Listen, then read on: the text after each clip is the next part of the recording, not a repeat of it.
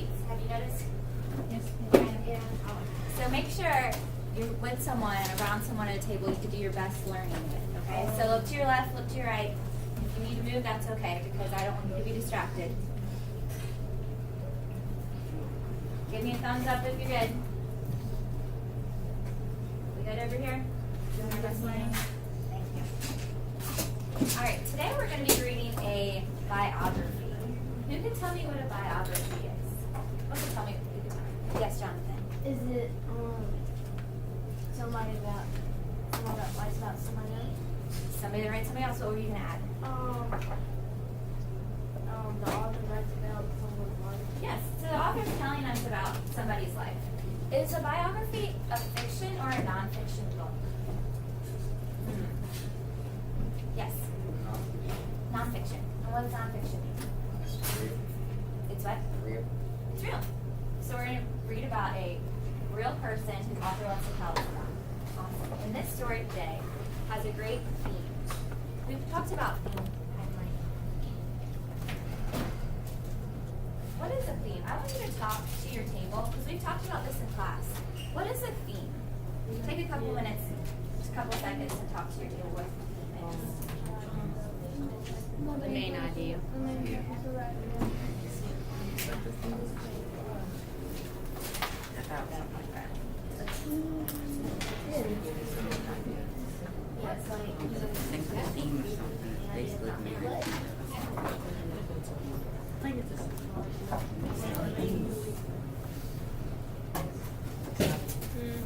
All right, I heard a lot of great things, and the one thing that I heard was the main idea of the story.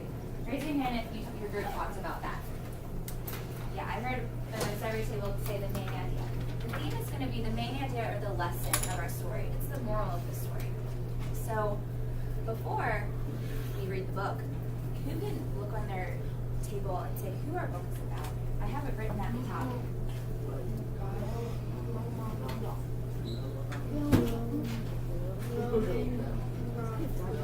Her name is Wilma Rudolph.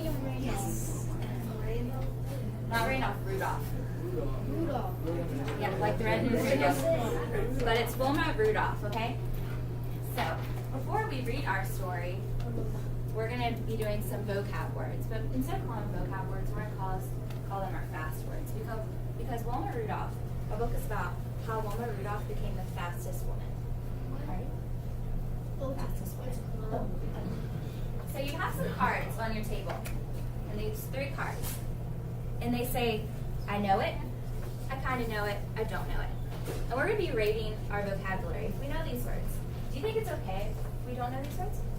Yeah, because we're going to talk about them today. And when we read our book, we're going to learn more about these vocabulary words, okay? So our first vocabulary word, it's right here. The first one is luxury. I want you to hold up if you know it, kind of know it, maybe you've heard it before, but you don't know it at all. It's okay if you don't know it.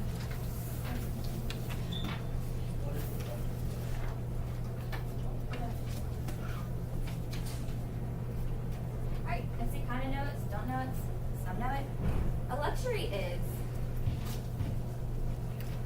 something that gives much pleasure, but it isn't necessary. So an example of a luxury is dessert. Who loves dessert?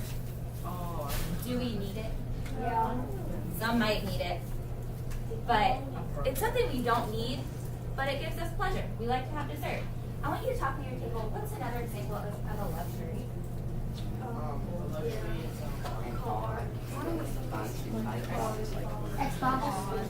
Like all your things, like if you get like private jet, you don't need it.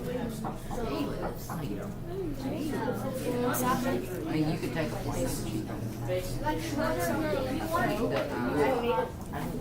Yeah, I just said you want something, but you don't need it. If you want something, like if you want a car, like if you have something, like you really go cheap it. Like you want it, really.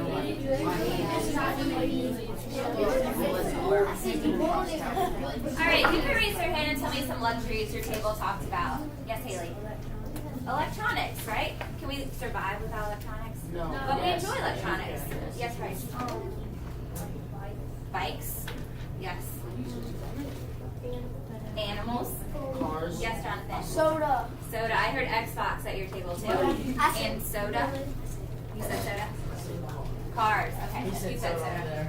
Sorry, I got confused. All right, so everyone, let's say our word. Luxury. And what is it? Something that is much Much pleasure, but isn't necessary. No, it's hard to read back there. Okay. All right, our next word is polio. Hold it for science. We got like one. Right. Okay. Wait. All right. A lot of us don't know this word, but that's okay. It's a disease, a contagious disease, caused by a virus that attacks your central nervous system. What? So in this book, we're going to talk about polio. So, polio is a disease that happened. People used to get it back in the day, yeah. And it attacks your central nervous system. And when a lot of people got polio, they became, we're going to go to our next word, which is crippled. You can raise your hand, raise your sign, and say what crippled means. Do you know what crippled means? Have you ever heard that word? That's more of a word that we've heard on. Yes. So crippled means to injure badly, to be badly injured.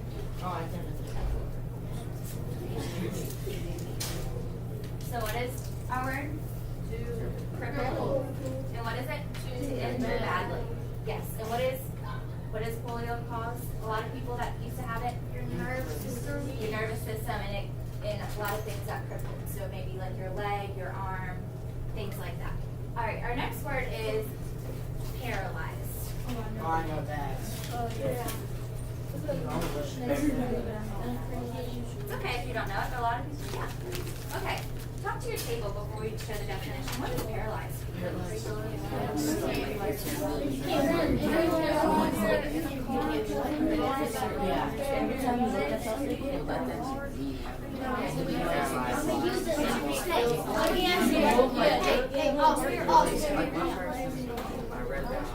It's like paralyzed.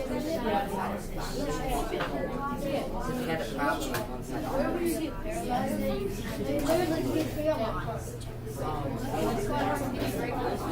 right, I'm hearing a lot of great discussion about the word paralyzed. Everyone look up here, please. All right, it means to take away movement or feeling in the part of your body. And you kind of made your own definitions because that. It didn't say that, but you still understood what the word meant. So take away movement or feeling in the body. I heard a lot of examples, so maybe car crashes, people get in car crashes and think maybe their legs are paralyzed or their body's paralyzed. So let's read the word together. What is the word? Paralyzed. It's to take away movement or feeling in the part of the body. Our next word is triumphant. Oh, Raise your sign. How would you guys know what that is? Alright. Triumphant means feeling of happiness after achieving victory or success. A feeling of happiness after you achieve victory or success. So maybe you worked very hard for something and then you worked towards your goal and you felt triumphant. Talk to your table all the time you felt triumphant.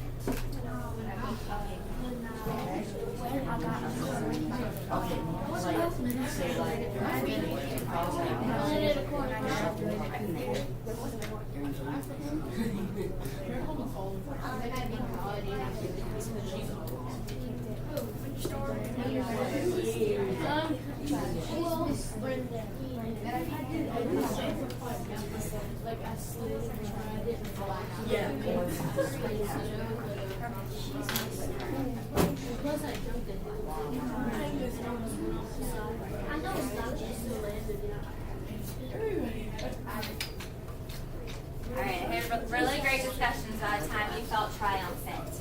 Our last word is scholarship. Oh, I know what that is. Scholarship. A lot of people know the word scholarship, and a scholarship is money given to a student to help pay for his or her studies. Yeah. So this happened to me 2 summers ago when I wanted to study abroad in Spain, and I got to write a essay and I got a scholarship. So I got money towards going to Spain and studying abroad. So a lot of us has heard this word, right? So let's go over all our fast words one more time. So our first one is luxury. Everyone? Luxury. Luxury. And it's something that gives us much pleasure but isn't necessary. So we said food, soda, we do need food, but that's not a luxury. The Xbox games are electronics. Those are all luxuries. We enjoy them, but we don't need them. Polio. Yes, it's a disease caused by a virus that attacks the central nervous system. So what was the word? Polio. And a lot of times polio causes people to be crippled. And cripple is to injure badly. Say it. To injure badly. Yes. And then paralyzed. To take away movement or feeling in part of the body. Our next word is triumphant. And it's a feeling of happiness after achieving success or victory. The last word is scholarship. And it's money given to a student to help pay for his or her studies. Can we take a look at these words and make a prediction? First, let's talk about what a prediction is. You can tell me what a prediction is. Yes. It's like when you like just say something like on the top of your head, or you think of something and you try to figure it out. So then like you take a prediction and just like just go for it. I like your thinking. Who wants to add to that? Bryce. Yes, so we're thinking about what we're seeing, or maybe even on our pictures in our book, and we're predicting. We're taking a guess on what's going to happen in the story. Is it okay if our predictions are true? Yeah. Because we're going to find out in the book what is true. All right, so can we take a look at our fast words and make a prediction about some of the things that's going to happen in the story? What's it going to be about? So take a couple seconds to talk in your group, make some predictions.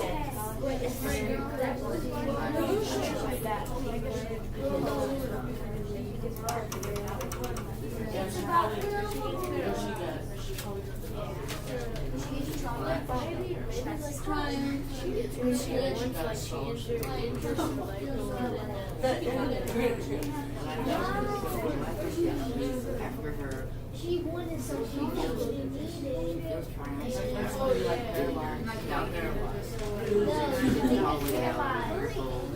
She went away, she got she got a scholarship. All right, I'm hearing a lot of great predictions. And then she had like volleyball, she got how do you know that? She was being dropped into the college. All right, who can raise their hand and tell me some predictions your table made? Yes, Karis. Okay. Everyone listen to everyone's predictions because we can get ideas because we can always make new predictions. Yes. She was going to get the scholarship and she got in a wreck and got paralyzed. All right. She had polio. Polio. Polio. And then she gets crippled. All right. All right. So today, yes, Josie. She might fail like at the end of it, and then her leg got paralyzed, like her leg hurt, and she felt. So many great predictions. So predictions are guessing what's going to happen in the story. And when we read this story, we're going to see if our predictions are true because our author is going to tell us right in the text.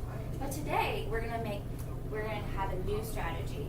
And I don't know if you have covered this in class, but it's making inferences. Has anyone raised your hand if you've heard of making inferences when you're reading? Okay. Like how you used your time. So making inferences is kind of similar to predictions. But making inferences is reading between the lines. So you're going to be using your clues from the text and your background knowledge. What do I mean by background knowledge? You can tell me what you mean. Yes? Well, we already know. All right, and we're going to make an inference. So I'm going to give you an example of an inference. So the other week, I did a Longwood. And Longwood had our fall break. And when we have fall break, we all go home. So me and my roommates, before we went home for the weekend, we turned off all the lights and locked the door to make sure that we were saving energy, right? So, because we're gonna be gone. So we turned off the lights. So I was driving back Tuesday night, and I was like, I wonder if my roommates are back. I opened the door, it was locked, and I opened the door, and all the lights were off, and there were no noise.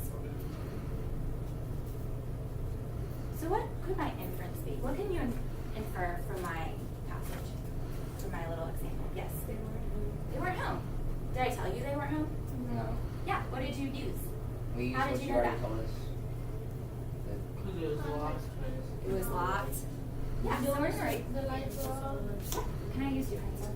Thank you. Actually, I'm gonna get a marker so everyone can see the back. So yeah, so I use, your clues were that I told you that we turned off all the lights, right? And when I came back, what was on? Nothing. Yeah. It was so scary. So our clues were, lights were off. Did I hear anything when I walked in? No noise. Has any of you ever opened your house and no one was home? Yeah. Yeah. You walk in and you're like, Mom, Dad, brother, sister, and no one answers? Yeah. So you just use background knowledge. You use your own connections with my connections. So you've gone home alone when no one was there. And then what did we infer? My roommates weren't back yet.